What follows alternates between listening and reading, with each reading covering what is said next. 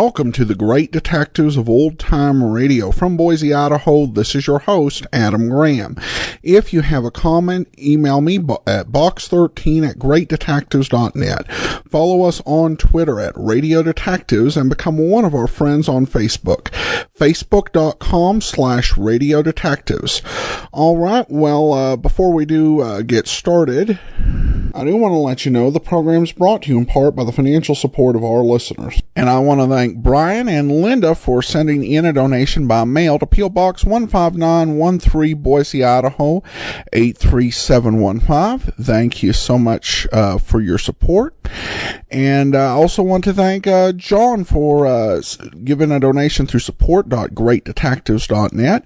You can also support the show over at patreon.greatdetectives.net. All right, well, now it's time for today's episode of Boston Blackie. And the original air date, November 29th, 1945. And this one is the Simmons construction murder.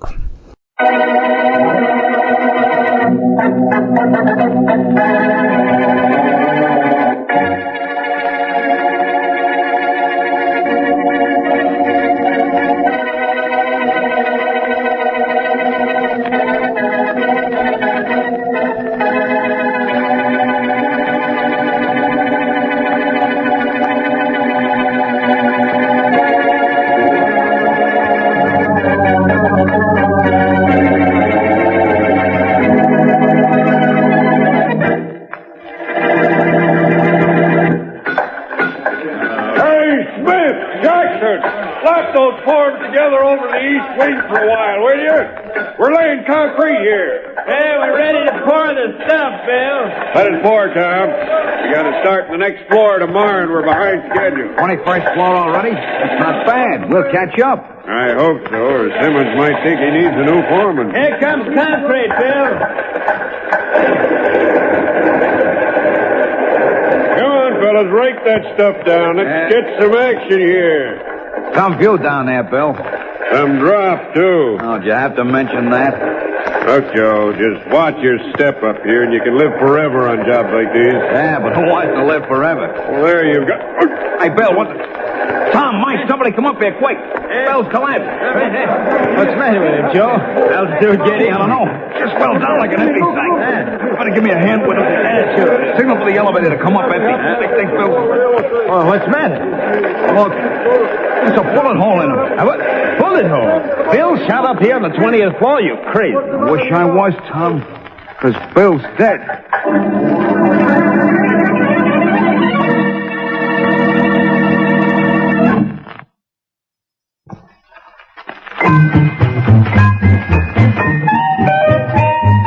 Cash? Beneficial Finance Company has the cash you want for any good reason. Just say the word. Call up. Tell us how much you want and when you want it. You're the boss. Yes, you're the boss. At Beneficial. Right now, you get ready cash at Beneficial. The instant way to clean up bills. Buy the things you need.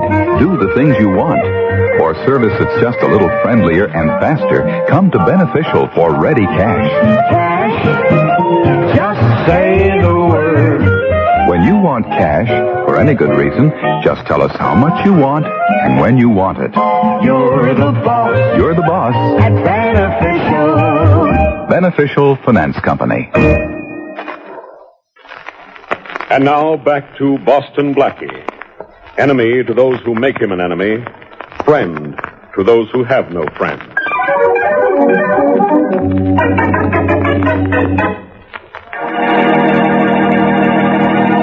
But, Faraday, you have to do something about these parking tickets. Look, John, you've been telling me that for 15 minutes. And for 15 minutes, I've told you there's nothing I can do. Now, we might as well talk about something else. Well, let's talk about Boston Blackie. I'm on my way up to see him. He's sick, you know. Look, let's leave Blackie out of this. What's the matter, Inspector? Don't you and Blackie get along? What I think of Blackie is my own business. And nothing's the matter as long as he can't get out of bed. Now, you know you miss him. Yeah, like I'd miss a toothache. But let's not talk about him. Good. Let's get back to those parking tickets of mine. Oh, no. As I said before, I'm the contractor on that building going up at 1021 50th Street. Yeah, I know, but there's... Police say my trucks are blocking traffic. I know. I can't do anything about it. Look, Faraday, that's a big construction job, 36 stories. My trucks have to park in the street while they're waiting to unload. John, there's nothing I can do. Look, you're a police officer. Can't you handle ordinary parking tickets? A little while ago, you were talking about Blackie. Now you're talking like him. You know, maybe I'd better suddenly get busy. Really, Faraday, isn't there something you can do? Your trucks are parking illegally, John, and that's... Excuse me. Hello, Faraday speaking. Inspector, a call just came in from 50th Street. Foreman for the Simmons Construction Company was shot to death 5 minutes ago. What? Yeah, while he was up on the 20th floor laying concrete. Nobody knows where the shot came from. Well, what's the address? Don't know where the guy got killed? 1021 50th Street. Thanks. Get me a squad car, will you? Yeah, you bet. What's the matter, Inspector? Maybe I'm going to work for you after all, John, but not on those parking tickets. You've just had a murder in your company. What? A murder. One of the foremen on that building you're putting up was just shot to death. Oh, no. No, he says. Yes. Now, don't get too upset about it. Murder's my business. I solve them every day. Come along, and I'll show you how I do it. I certainly will. Oh, you were going to see Blackie, weren't you? Yes, but I think that had better wait. This won't hold you up long. Come on down to your building with me, and then we'll go up and see Blackie. Pull yourself together. My foreman murdered. It'll take time for me to get over this. Cheer up, John. It's your foreman who's dead, and he'll never get over it.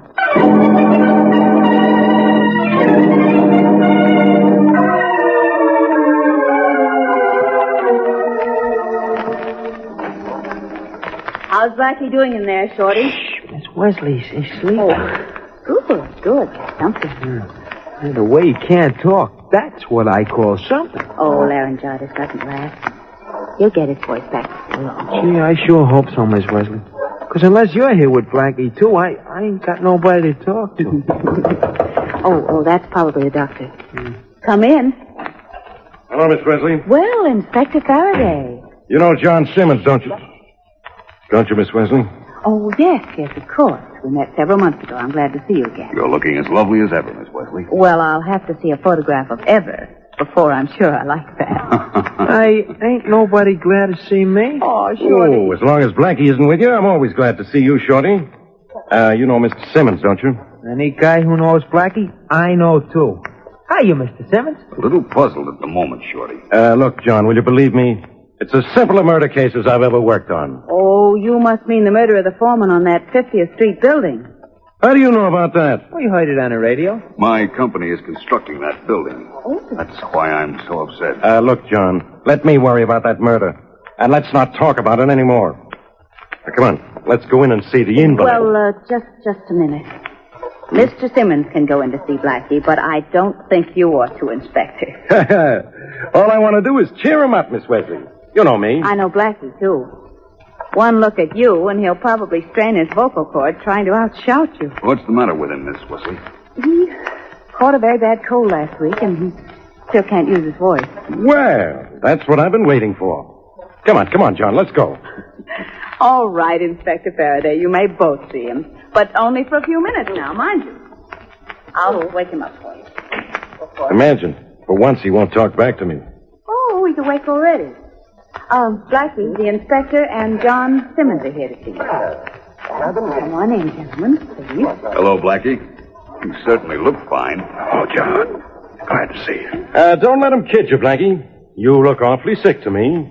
It's looking at you that's made me sick, Faraday. Well, I think you better go to a hospital, Blackie.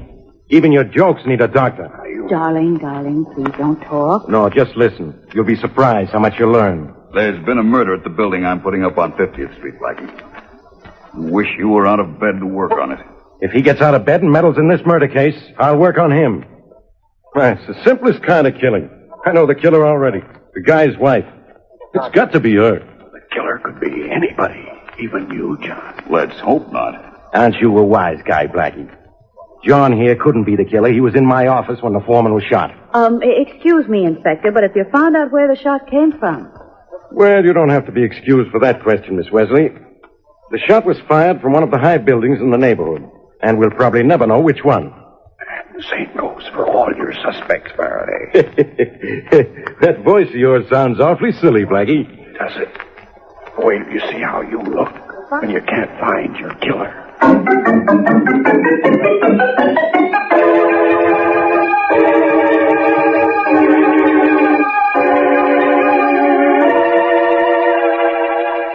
Miss Woods, I'm sorry to come to your home at a time like this, but your husband has been murdered, and it's my job to find out who killed him.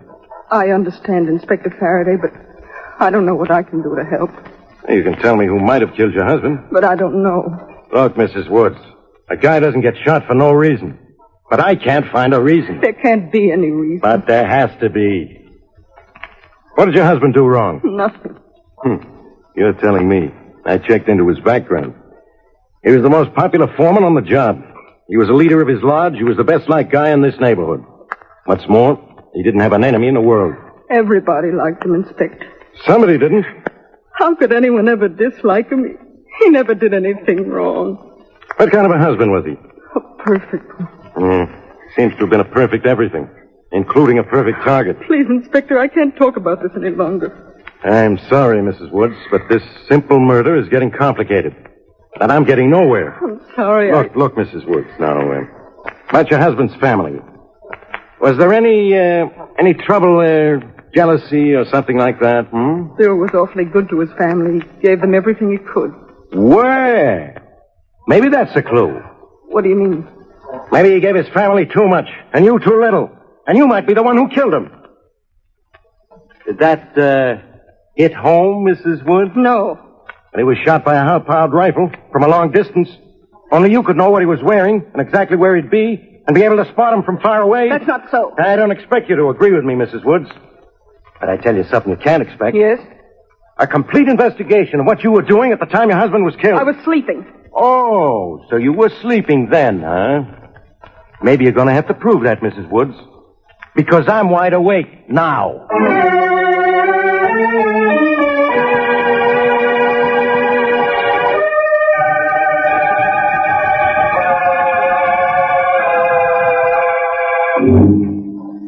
Shall I keep on reading, Blackie? Yes, Mary. Go ahead. All right. According to this newspaper, police say it is impossible to tell from which building the shot was fired, because Wood's fellow workmen can't agree in what position the dead man was standing when he was hit. But police, nevertheless, are searching all high buildings in the area in hopes of finding some clue. Does it say what kind of a gun he was killed with? Yeah, a high-powered rifle with probably a telescopic sight. He was shot through the heart. Any motive? No, according to this paper here, police have no idea why he was killed. He had no family troubles, no financial troubles, and his standing in the community was perfect. What are you writing, darling? Something I want you to tell Faraday. Get him on the phone now. Of course. Here you are, Mary. Read this to Faraday slowly. All right. Blackie, do you mean what you say in this note? Afraid I do. Oh. Hello? Faraday speaking. Oh, Inspector, this is Mary Wesley. Look, don't bother me. I'm busy. But I have an important message for you from Blackie. I'm not interested. Well, you should be. It's about Bill Wood's murder. What does Blackie know about that? Only this, that another workman is going to be killed in the same place and in the same way.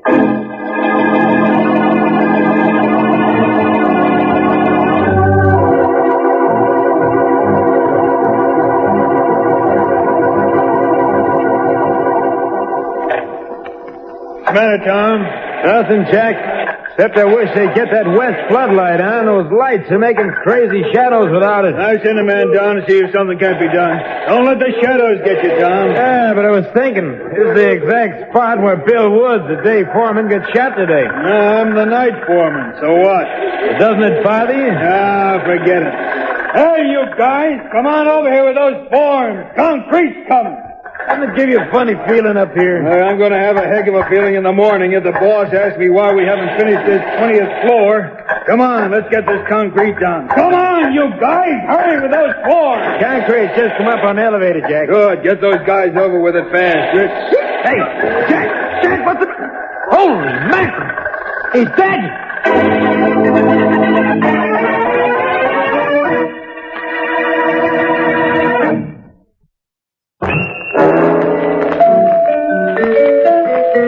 When you're shopping for a new car, What do you consider? Styling, power, miles per gallon? You know, it sure pays to consider all the facts when you buy a new car. And the same goes for buying car insurance. Today, Nationwide Car Insurance offers you the broadest protection in the industry. Claim service is fast, too. In fact, Nationwide Mutual of Columbus, Ohio, pays over half of its auto claims within 24 hours after notice of loss. Yet Nationwide's rates are among the lowest. It's your best buy by far, and your Nationwide agent can tell you all the reasons why. Call him soon. He's in the yellow pages. Nationwide auto insurance, your best buy by far. Nationwide auto insurance, always the best for you and your car.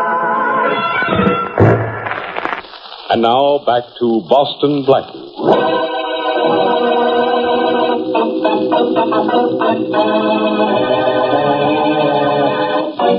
Boston Blackie is confined to his bed with laryngitis. But that hasn't prevented him from predicting that a second murder would follow the mysterious killing of Bill Woods, shot to death by a high-powered rifle while he was working high over the city in a building under construction. Faraday questions Bill Woods' wife, only to be reassured of what he already knows, that Bill Woods had no enemies. As we return to our story, it is shortly after the second killing, and Mary Wesley and Shorty are in Blackie's apartment when Faraday and John Simmons, employer of the two dead men, break into Blackie's bedroom. Blackie, I want to talk to you. So do I, Blackie. You know something about these killings. Please, gentlemen. Blackie's sick. He's going to be a lot sicker when I get through with him. Blackie, how did you know Jack Barnes was going to be killed? I didn't know, John. Just a guess. You know something, Blackie. Now, who told you? It's just a guess, I tell you. You tell me a lot of things that aren't true. Blackie, how did you know the second foreman would be killed? Now, this is serious. Two of my men have been murdered. You think you have a serious problem, John. What about me? I have two murders to solve, and no suspect. I know both Bill Woods and Jack Barnes were killed by the same person. How do you know that, Inspector Faraday? I know it, Miss Wesley, because they were both killed by the same gun. And you have no idea why they were killed? If I know why they were killed, I might have a clue to their killer. You know, what surprises us is that you don't think it's Blackie. I'm beginning to wonder about him, I'll tell you that. It'd be just like Blackie to get out of bed and kill Jack Barnes just to make your guess come true. Not this week, Faraday. Blackie is not in the mood for murder. Hey, Blackie, what are you writing? Maybe it's my will. I couldn't have that much luck. The paper said there was no reason why Bill Woods should have been killed, Inspector Faraday. What about Jack Barnes? Same thing. He was just as well liked as Woods, if not better. You know, there's always a reason for a guy getting killed. But this time I have two guys and no reasons. Well, who have you talked to? Everybody, including Bill Woods' wife. Hey, what are you writing, Blackie? Just a minute. Inspector, what was Bill Woods' wife like? Oh, nice-looking girl. In fact, I'd say she was beautiful. I thought for a while maybe she killed her husband. But I haven't found anything to prove it. Well, if she killed her husband, why would she have killed Jack Barnes? I didn't say she killed Jack Barnes. But you said the same person killed them both. Huh? That's right, Faraday. You did say that. Because they were both killed in the same way and by the same gun. Hey, wait a minute. Mrs. Woods has no alibi. Nobody saw her at the time of her husband's death. She says she was sleeping. Blackie, will you stop writing? I didn't think you would. You were talking about Mrs. Woods? Oh, yeah. Maybe Mr. and Mrs. Woods didn't get along. She could have killed him for that. And maybe she killed Jack Barnes because Jack knew she was the one who killed her husband. Hey, I'll see you later. Where are you going, Inspector? To see Mrs. Woods. Maybe she'll claim she was sleeping again when Jack Barnes was killed at 8 o'clock last night. Why don't you knock off a little sleep yourself, Blackie? Judging by your jokes, you need it. Blackie, will you do me a favor? Solve these two murders for me. Not only because the killer ought to be caught, but, well, the men on the building are beginning to get restless. I can understand that. I'll try, John. Thanks, Blackie. I'd appreciate it. Let me know if I can help you in any way. I'll be at home. I'll take you to the door, Mr. Simmons. Thanks, no, Miss Wesley. I can find my way out. Goodbye. Bye. Bye. I'll be grateful for any help you can give me, Blackie. Goodbye. Mary. Or Shorty. In the other room, I'll call him. Shorty. I have a little job for him. Shorty. Oh, well, darling, why not let me do it? I'll need you here. Okay. You want me, Miss Wesley? Yes, I do. Oh, what do you want? Blackie wants you to do something for him. Oh, sure, Blackie. Anything you say. Look, short one. Faraday's having trouble with these murders. Hey, you want me to solve them, boss? Huh? Indirectly. I've written out a few instructions. All you've got to do is follow them.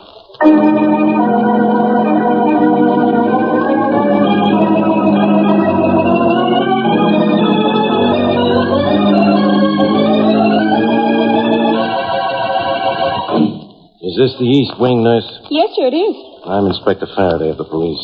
I'd like to see Mrs. Bill Woods. She's sleeping now, Inspector, but of course, if it's important, I'll waken her. Now, wait a minute. When was she admitted to the hospital? About 6 o'clock yesterday evening, according to our record, Inspector. 6 o'clock. It's right here on my desk. I'll get it for you.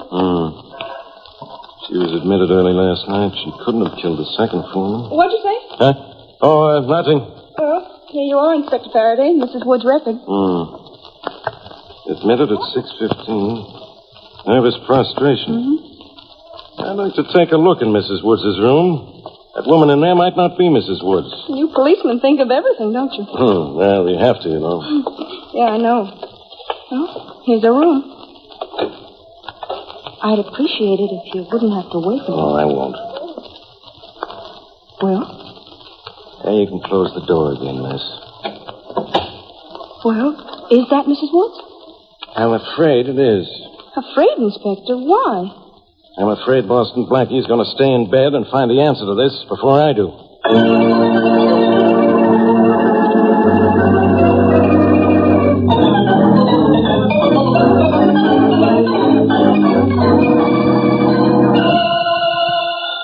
Oh, maybe that's Shorty reporting, Blackie. I'll get it. Hello? Miss Wesley, this is Shorty. Oh, yes, Shorty. Have you finished? Yeah, I done everything Blackie said. Just a minute. He's finished with your instructions, Blackie. Good. Have him tell you what he found out. Only hold the phone so I can hear him, too. Right. Shorty? Yeah? Blackie is listening to this, too. So tell him what you found out. Okay. First, I went to Bill Woods' house, see? His wife wasn't there. She went to the hospital just after the inspector talked to her. Yes? And there wasn't nothing wrong with Bill Woods. He was okay, just like Faraday said. What about Jack Barnes, the second foreman? Well, I'd say he was even more okay than Bill Woods. I talked to his wife. Boy, was she a beaut of a tomato. Real slickeroo. Never mind that, Shorty. What about Jack Barnes himself? Oh, he was solid, Miss Wesley. Swallow his wife, great to his kids. Had a real ritzy house. All done up slick inside. Yeah, he was an okay guy in the neighborhood. What else? Well, that's about all, I guess. Well, thanks, sure. Oh, wait a minute. Blackie has written something he wants you to do. Just a minute. Here we are. He needs a photograph of Jack Barnes' house. What for? I don't know what for. But do it just the same, will you? Oh, sure, I'll do it. But it sure is crazy. Don't worry about it, Shorty. Maybe Blackie thinks a photograph is about the only thing this investigation will develop.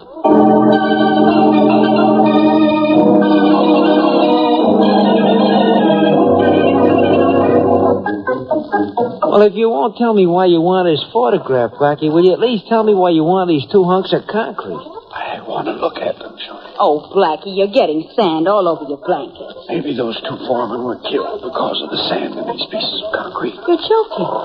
Guessing. But the sand in this piece is different from the sand in the other. Oh, and maybe one isn't as good, huh? And maybe an inferior grade of sand could be a motive for this murder. Right. Shorty. Yeah, boss. Take these pieces of concrete to a laboratory and have them analyzed. Oh, sure, boss. Right away. And Mary. Yeah? Call Faraday and John Simmons. Ask them to come up here. You never fail, do you, Blackie? Even flat on your back, you're going to put Inspector Faraday back on his feet.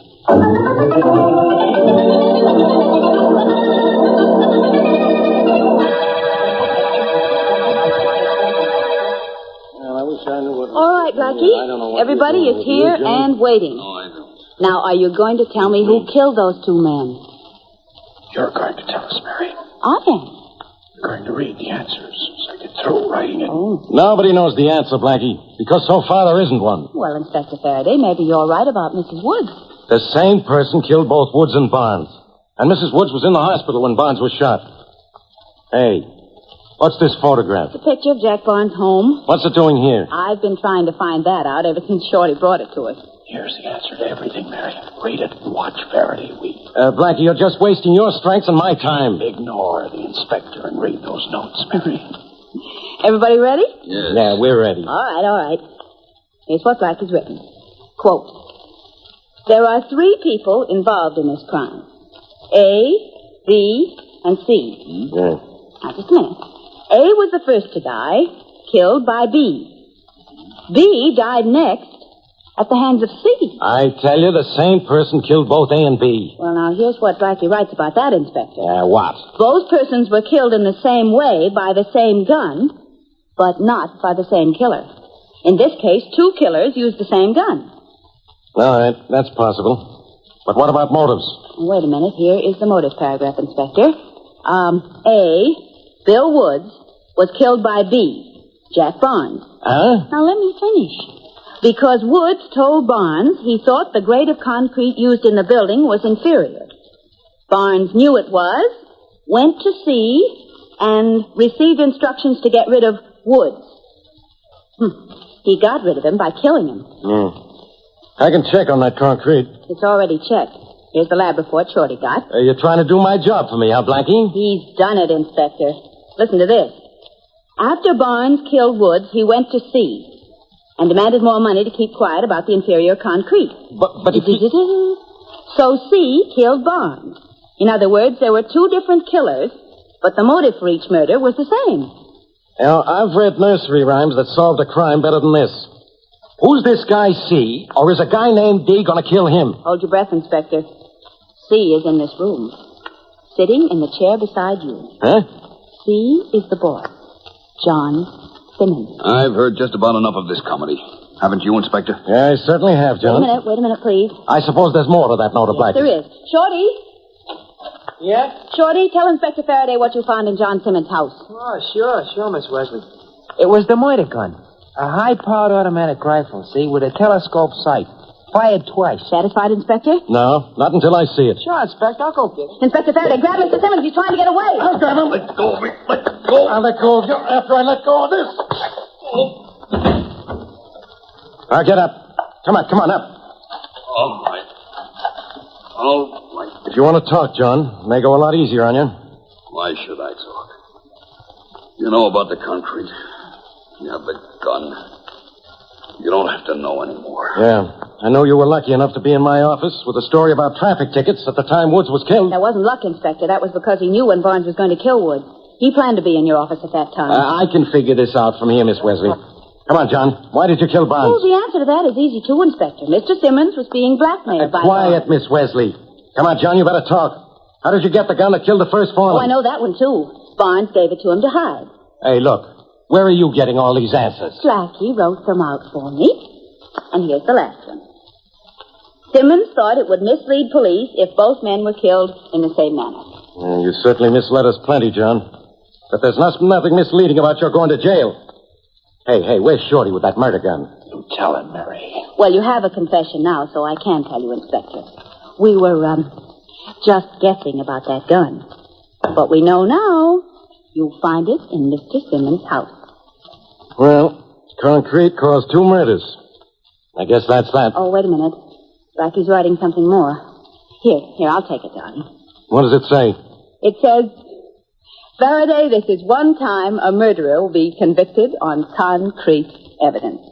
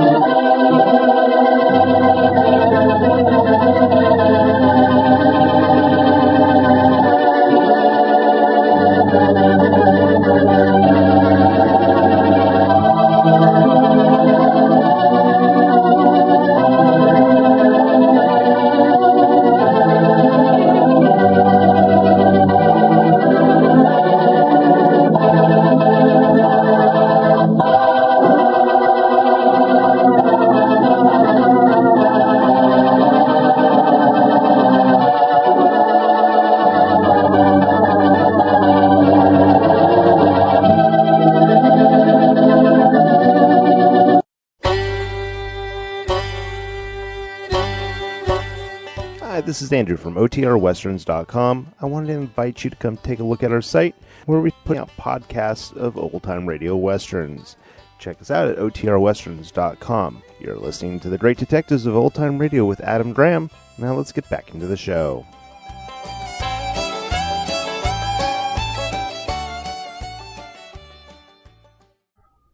Welcome back. I really feel sorry for Dick Homer in this situation because he is performing that, and it is as Boston Blackie. And even though he is only, he's only doing a few lines. If your voice has ever felt like that, you have to know that this had to be very, very unpleasant. I think most other detective program stars would be in bed and they would be contriving some reason for someone else to appear in the program, like Boston Blackie having a friend from out of town.